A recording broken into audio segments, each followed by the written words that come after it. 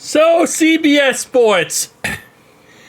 Listen, the top landing spots for Myles Garrett. Yeah. We're on that list. Now, I don't think CBS Sports really listened to the whole thing of why Myles Garrett wanted to be traded. But I'm just going to kind of reiterate what he said. My goal is to win a Super Bowl. I don't see myself winning a Super Bowl in Cleveland. I would be doing myself a disservice by staying somewhere I do not believe I could win a Super Bowl. My goal is not to go from Cleveland to Canton.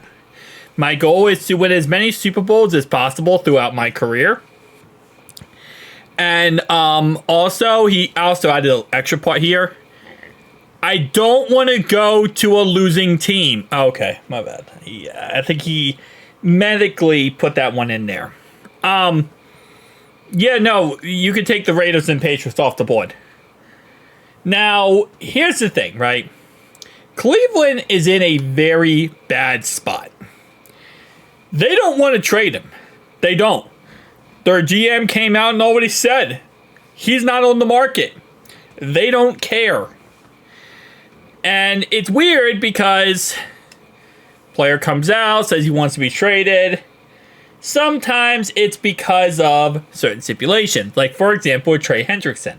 Trey Hendrickson requested a trade, but that was because of the fact he wanted to get a longer-term contract. And a lot of times when a player like Myles Garrett, who's how good he is, wants to get traded, then the Browns will come back and say, all right, do you want more money? He says no. They say, okay, do you want a longer contract? He says no. Say, what do you want? He says, I want to be traded. They say, okay, well, what if you have more control ownership and you can control what quarterback we go with and control what this, that, and third, and eventually he might just say, I just want to be traded, right? But a team will do everything they can to try to keep the player or satisfy the player. That's usually what happens. The reason why the Browns are in a tough situation is if they do trade him, he's already been vocal. He wants to go to a team that has a chance to win a Super Bowl. That's why the two teams on this list right here are not on that Super Bowl window type of teams. So they're not going to get Myles Garrett no matter what. Next thing on the list, after the potential that, he obviously wants to go to a Super Bowl roster. The next thing is going to be teams understand the stipulation / the situation Cleveland's in. Cleveland is not going to get 3 first-round picks for Myles Garrett. They won't. Because they're not in a situation where they have many options. You have a guy who wants to leave. You have a guy who's made it very clear he only really wants to go to maybe 6 or 7 teams in the league. So then you got to look at salary cap. Will that team be able to afford that said player? Number one.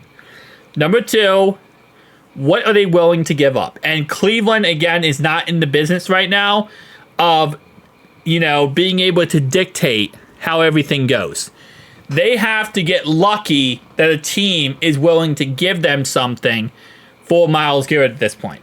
Now, when I say that, I don't mean that they're at least going to get probably 1, maybe 2 2 first-round picks. But it's not like he just said, hey, I just want to leave Cleveland, and he didn't say anything about the Super Bowl thing, because then they could trade him anywhere. But wherever they trade him to, he's also going to need a new contract eventually when he has 2 years left. So he's going to need a new contract, want to get paid the top money possible, plus he wants to go to a Super Bowl team, plus, he's going to be very, very picky and choosy of where he gets traded to. And he needs to work out a new contract with that said team, probably within the next year or so. Yeah. See, now when you look at all these things, it's less of, the Cleveland has the ball in their court. No, they don't. Cleveland right now is in a very difficult spot. Because if he refuses to play, which is a very good possibility if he doesn't want to stay there, then they have to trade him. And if they have to trade him, well, that's even less leverage that they have over other teams. At the end of the day, nobody is going to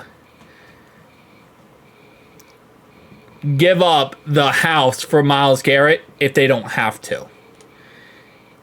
So, in the end of the day, I think we could make a trade with Cleveland. I know it's inside division. I get that, right? It is what it is. Cleveland is not the smartest franchise. I hate to tell you this, but they're not that smart. If this was Baltimore or Pittsburgh, I would agree that there's zero chance in bloody heck that they're going to trade inside the division. But this is also the team that gave Deshaun Watson a fully guaranteed contract. This is a team that gave up here in high water to try to go and get a very questionable Deshaun Watson. We have to keep that in mind. The Browns have been a dumpster fire for a very long time. Next year, what are they competing for? Super Bowl? No. A division? Not a chance in hell. Maybe a chance at a playoff spot, potentially. Or maybe the first overall pick. So, this is a franchise and an ownership that I feel like personally we could take advantage of and get this deal done. But what do we trade? That's the question. Whatever we trade, there has to be one stipulation in all this. We have to work out a restructured deal with Joe Burrow. Without Joe Burrow's restructured deal, none of this is possible. We're not going to be able to afford him if we can't restructure the deal of Joe Burrow. We're going to have to push the money toward the future, and we're going to have to use that money to pay for Myles Garrett. That's the only way you're going to get this done is if you get done that restructure contract. Because he just costs way too much. He costs way too damn much. We got to get T. Higgins on the contract. We got to get Jamar Chase, Trey Hendrickson, B.J. Hill, and Mike Hilton. Now, there is a stipulation of, well, what if you franchise tag T, trade him, and a first for Myles Garrett? And that's not the worst idea possible. I love T, but that's not the worst idea possible. The problem with that idea is then we don't have a wide receiver 2. Yoshi, I don't think, is a wide receiver 2 yet. He's a high-end wide receiver 3, maybe a low-end wide receiver 2. Outside of Yoshi, Jermaine Burton is crapping the bed. Isaiah Williams, we don't know what he's going to be. We don't have a wide receiver 2 then. If that's the case, then there's really no situation where you can get that to work out. So, yeah. You could also say, well, you trade him away and then you draft somebody. But again, I'm guessing that's always a possibility. Or you sign someone to free agency, but you're not going to have that much money. This situation needs to start with restructuring Joe Burrow's contract. And then it's about trading T or figuring out a trade that works for both parties. But those 3 teams, I could see him going to. In all honesty, I think that those 3 teams are good options. But comment down below your thoughts, opinions. I'll see you guys in the next one. Peace out.